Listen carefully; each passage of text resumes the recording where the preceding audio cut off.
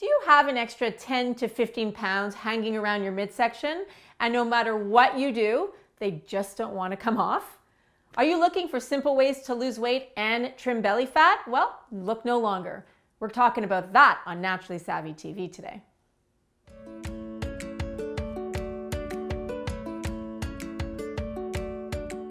Hi everyone, I'm Andrea Donsky and you're watching Naturally Savvy TV, your guide to everything healthy living.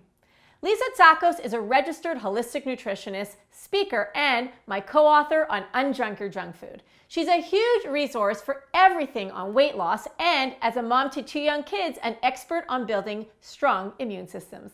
Welcome to Naturally Savvy TV, Lisa. Thank you. It's so nice to be here, Andrea. All right, Lisa, let's get into it. Let's talk weight loss. It is such a big issue, such a huge topic for so many of us, and I think the first thing we really need to understand is, why can't we lose those extra 10 to 15 pounds? Why do they just want to keep hanging on? Yeah, those last 10 pounds seem like the hardest to lose, and it doesn't matter how old you are. It doesn't matter what your history of weight loss is. It can be the most stubborn weight, just those last couple. Right. And there's so many reasons for that, whether you're only looking to lose 5 or 10 pounds, or whether you've already lost 40 or 50 pounds and just have that last stretch to go. So where do you want to start? All right, well, I'd say let's start that if you've already lost a lot of weight and you want to kind of have that last little bit come off. Okay. Well, when you hit that plateau, everybody knows that word. Everybody knows exactly what a plateau is, because we've all been there at some point, whether you're a bodybuilder or it doesn't matter. Yep. Those last 10 pounds mean that your body has caught on to what you've been doing for the last while. So our metabolism is established by a number of factors. A lot of them are hormonal. Part of it is your diet, part of it is your exercise, and it's ultimately a combination of the three. So when you've been doing the same thing for a long time, your body's caught on, your metabolism's caught on, your thyroid, your liver, all the organs, the accessory organs that participate in that weight loss process. And you've got to change it all. Your diet, the way you eat, what you eat, when you eat especially, the exercise that you've been doing. And that's where I see women in particular really faltering. You know, I see women who go to the gym day after day doing the same thing, and it's usually cardio, an hour of cardio. And you know that term skinny fat person, that's what ends up happening when you just do cardio. You end up burning a lot of calories and you get thinner and leaner, but you haven't built that muscle from doing cardio alone. Right. So you've got to change it up. You've got to start pumping up some weights, 10 pounds, 5 pounds, whatever you can manage, and eventually increase the amount. Divide your exercise time. Either do an alternating routine where one day it's cardio, the next day it's weights, or split up your 1 hour or 45 minutes into weights first and then finish up with cardio. Well, because muscle burns fat faster too, right? Doesn't it? The more... Exactly. So 2 factors there is the muscle, the more muscle you have, the more fat you burn, and the higher your body's thermogenesis or heat, fat burning potential. And secondly, of course, you're messing with your metabolism because it's caught on to your exercise routine. Right. So now you're tricking it. You're keeping it on its toes. That's what I like to say. Which is great. And then the third factor, of course, is balancing your hormones. So we've got the diet that you have to change. You've got the exercise that you have to change. And then if you're still struggling with that last 10 pounds, you got to figure out, is there a hormonal element here? Is it high cortisol because you've been a little more stressed than usual, or your leptin is thrown off because maybe you aren't sleeping as much as you need to be sleeping, or you're just staying up too late watching movies or watching late shows at night. And also, or you got a baby crying at night that interrupts your sleep. That's another huge factor for women who are doing everything right, but their sleep is a little bit messed up. That screws up your leptin hormones, which then causes you to crave foods that you normally wouldn't eat. So you lose your self-control when your appetite hormones are not working properly. There's also thyroid hormones that we have to look into. Again, when you've reduced your calorie intake for an extended period of time, your thyroid has adjusted the amount of hormones it makes, so your body temperature may adjust as well. So by, again, changing up your diet, changing up your exercise, it challenges your thyroid to work a little bit differently. So you might end up kickstarting your fat burning capabilities again right at the end. All right, now let's talk about losing weight, and not necessarily for those of us who have already lost a large chunk, but just for those of us who have about 10 pounds we need to take off. what are some ways we can boost our metabolism so that they can go bye-bye? Yeah, one of my favorite subjects, because there are lots of ways to trick that body into kickstarting thermogenesis. Awesome. One thing that I always forget to do until someone reminds me is to wake up in the morning and drink a glass of water with a fresh squeezed lemon in it, right?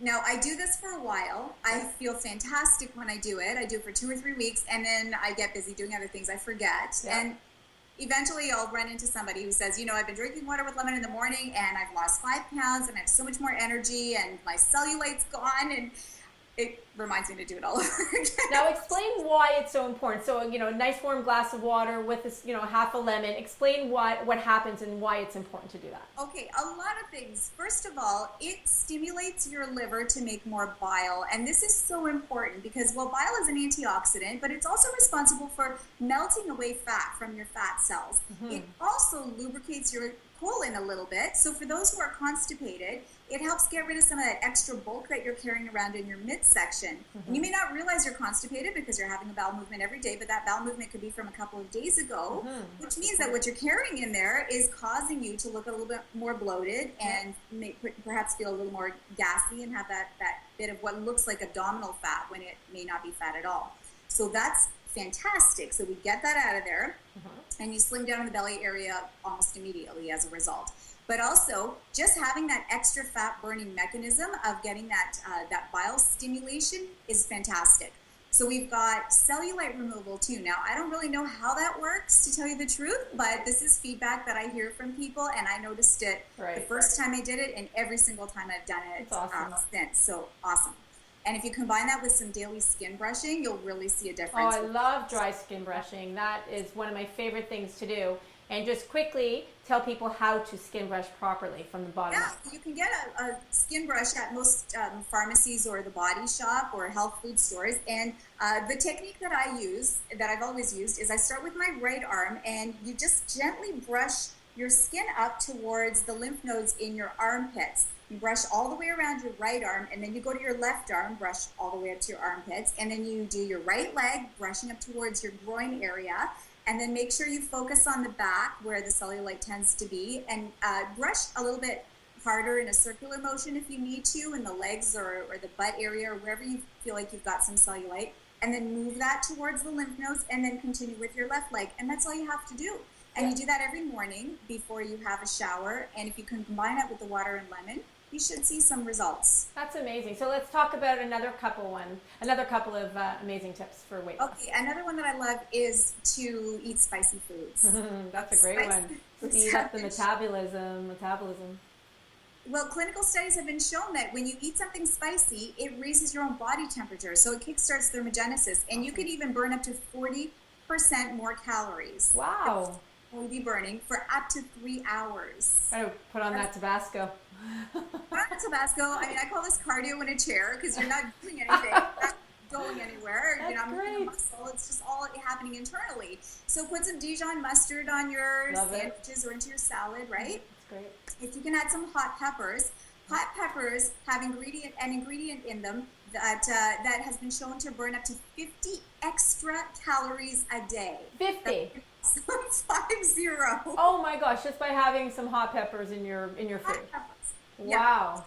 Yeah. And the pepperine in pepper, just simple black pepper, is a good calorie booster as well, or heat booster. Now let's talk about my favorite. You know what I'm going to say. What am I going to say now? That is my absolute favorite food that I find in my kitchen that I use, I think, pretty much for everything. I'm going to say seaweed because it's my favorite food too. Well, seaweed is one of it, but I was thinking coconut oil. Oh, yeah, of course. Oh, my goodness. That's such a good thermogenic aid, too.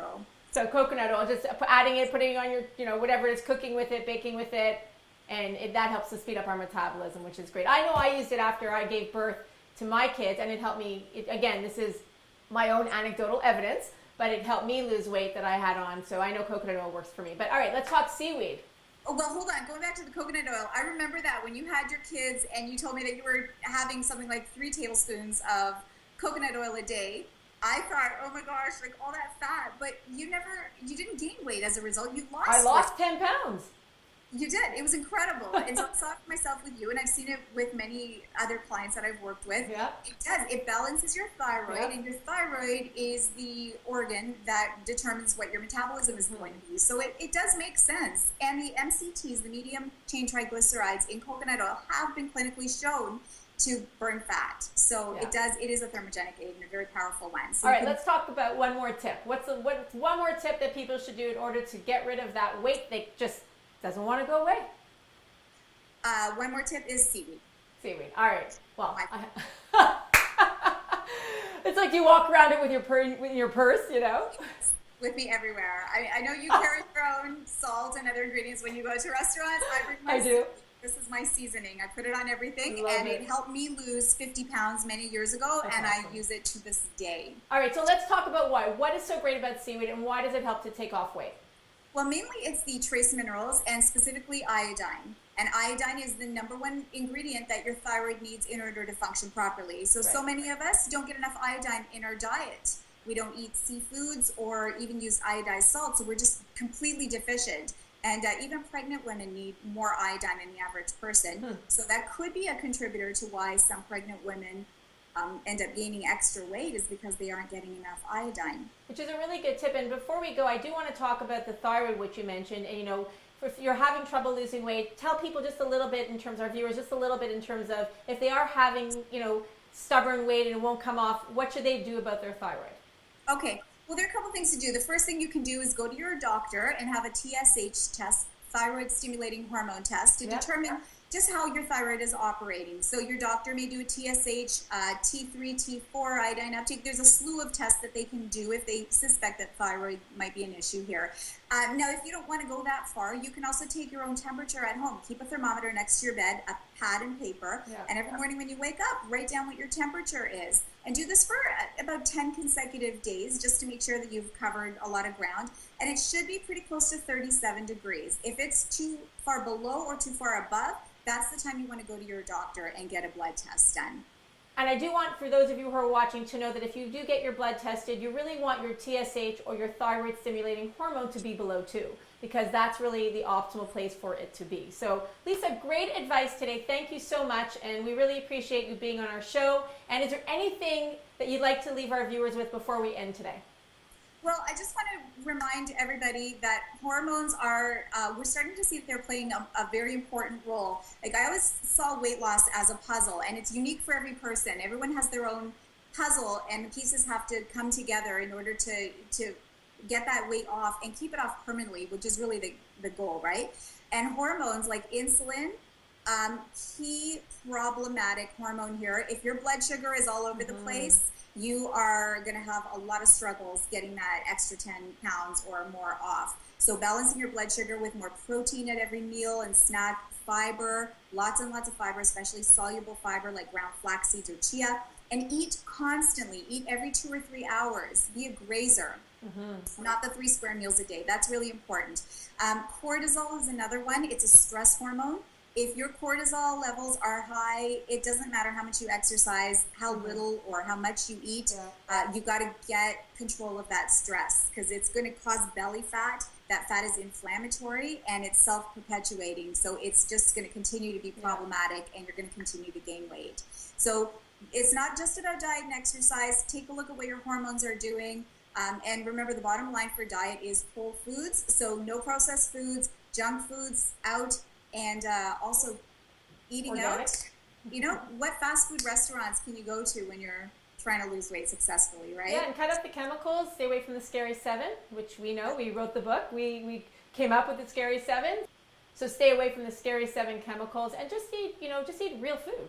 Really is what it comes down to. Yeah, exactly. Well, thanks, Lisa. Thank you so much. If you learned something from today's interview, please like this video and share it with your friends. And be sure to subscribe to our channel, because we have many more awesome videos coming your way. If you have any comments or questions about what we talked about today, be sure to leave them below. If you want to learn more from Lisa, you can visit her website at new-vitality.com. Thanks for hanging with us today. I'm Andrea Donsky, founder of naturallysavvy.com. I'll see you next time on Naturally Savvy TV.